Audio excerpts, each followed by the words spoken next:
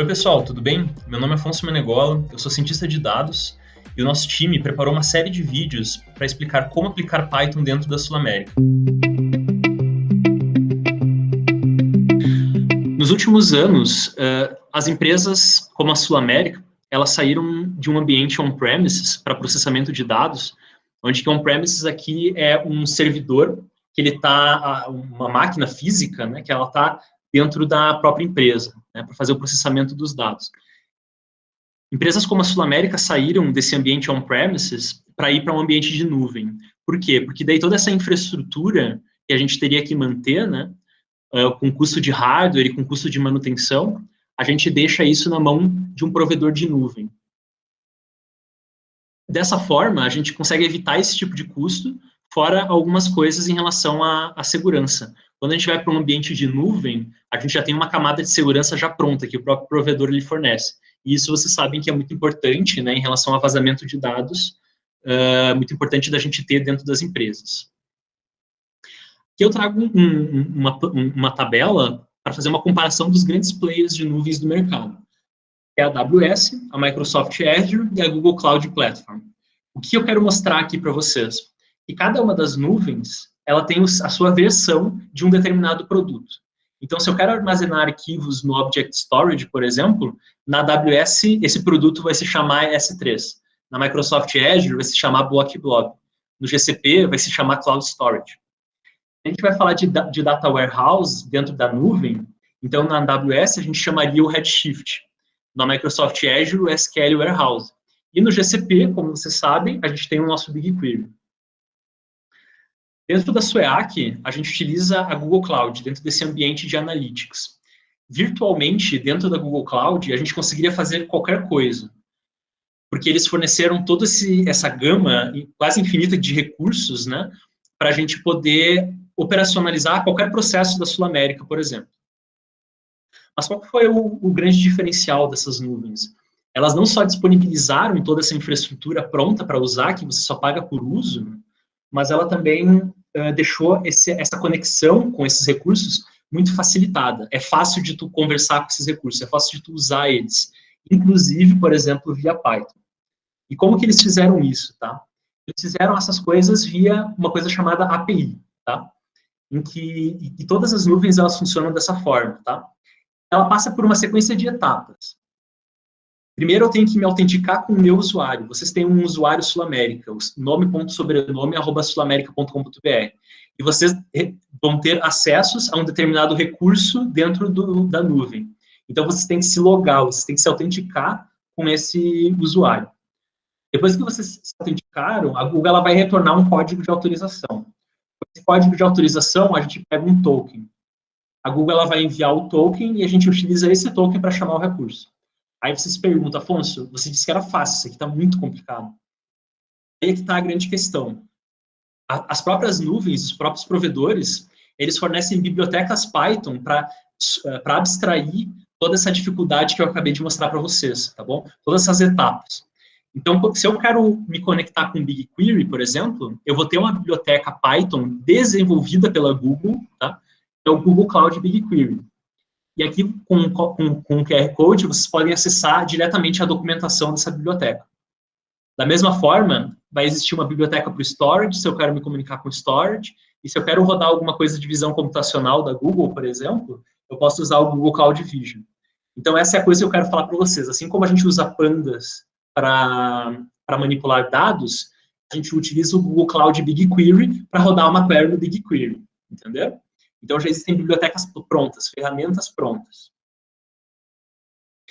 Como é que funcionaria, por exemplo, para eu rodar uma query no BigQuery via Python? Perfeito? É apenas essa sequência aqui de 4 comandos, basicamente. Primeiro, eu tenho que importar a minha biblioteca. Lembrem que a gente sempre tem que importar a biblioteca.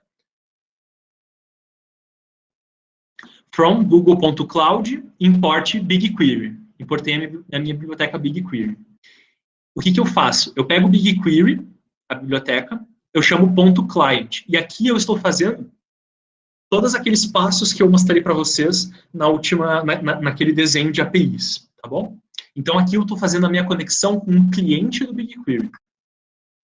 Olha o que eu estou fazendo aqui. Eu estou atribuindo à variável SQL essa string. Percebam que essas tripla aspas aqui também é string, tá, pessoal? Eu estou colocando aqui a minha query que eu rodaria lá no BigQuery, se eu estivesse acessando pela interface de usuário, certo? Eu tenho a query aqui. E aí eu vou chamar esse comando, client, que eu me conectei com o meu cliente BigQuery, né? Eu vou chamar .query, então eu vou rodar o SQL, eu vou rodar essa query, e eu já vou exportar isso para um Pandas Data Frame. Então, o que acabou de acontecer aqui? Eu me conectei com o BigQuery, eu rodei uma query no BigQuery, eu peguei o resultado dessa query e eu abri o resultado dessa query, essa tabela, dentro do meu Pandas Data Frame, para utilizar todos esses métodos que vocês estavam praticando agora há pouco, entendeu?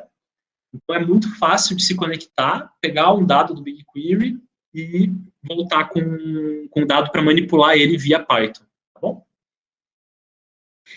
Agora eu quero entrar um pouco no detalhe de como que a gente faz a conexão com o cliente, porque eu falei que depende do quê? Da autenticação com o usuário, certo? Tem essa etapa aqui de autenticação com o usuário.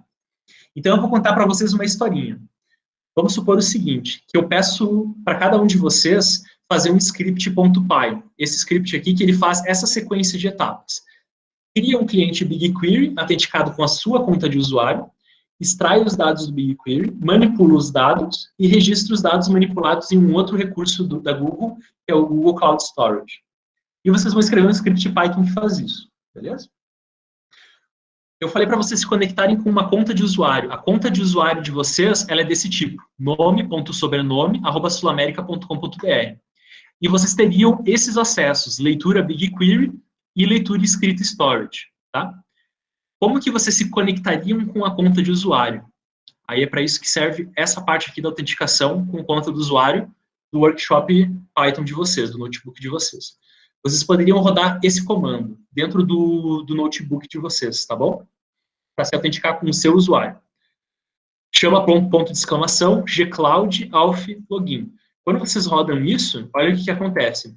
Ele me dá um link para eu acessar, eu abro esse link, eu faço a minha autenticação, olha a quantidade de coisa que está acontecendo aqui, tá? Nesse meio tempo. E ele vai me retornar esse código, que eu posso copiar ele, vir aqui e colar e rodar. E aí ele vai me retornar aqui dizendo que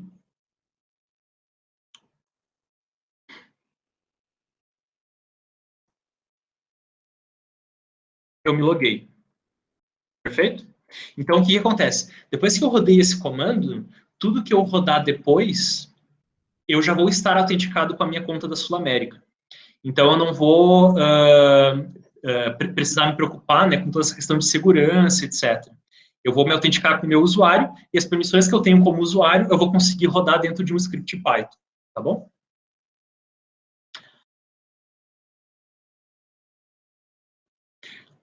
Continuando a historinha, depois que vocês se autenticaram com o usuário, desenvolveram esse script que executa essas etapas, o próximo passo que eu vou falar para vocês é, gente, vamos pegar esse script e vamos colocar agora em produção. E a gente vai colocar esse script que vocês desenvolveram dentro de um ambiente de produção. Esse ambiente de produção, ele vai estar na nuvem. Imaginem que é um computador, ele não vai estar mais no computador de vocês, local. Ele vai rodar esse script em algum lugar na nuvem, em algum computador da nuvem. E vai ser o mesmo script. E eu vou dizer para vocês que esse script ele tem que rodar todos os dias às 3 da manhã. Aí o que vai acontecer? Vocês concordam comigo que vocês não vão gostar, né, de colocar o despertador para acordar às 3 da manhã, para ir lá e autenticar com o usuário de vocês da forma como eu mostrei aqui para vocês, certo? Isso não é muito prático, né? Então, como é que eu faço um script se autenticar sem a minha conta de usuário, com uma conta dele? Aí é que entra a questão da chamada conta de serviço. Quem que é o serviço? O serviço é o script Python que eu desenvolvi. Isso é um serviço, ele é um script que roda alguma coisa. E notem que uma conta de serviço, ela tem as mesmas coisas que uma conta de usuário. Tem um e-mail associado à conta de serviço, inclusive eu posso utilizar como se eu estivesse compartilhando algo. Se eu quero compartilhar algo, eu posso compartilhar esse e-mail, que ele funciona como uma pessoa, entendeu? Mas se eu tenho uma conta de um robô, por exemplo, ele vai ter os mesmos acessos que vocês, por exemplo, leitura BigQuery, leitura escrita de storage. E aí, a gente vai fazer esse script se autenticar com essa conta de serviço. Espero que vocês tenham gostado. Até a próxima.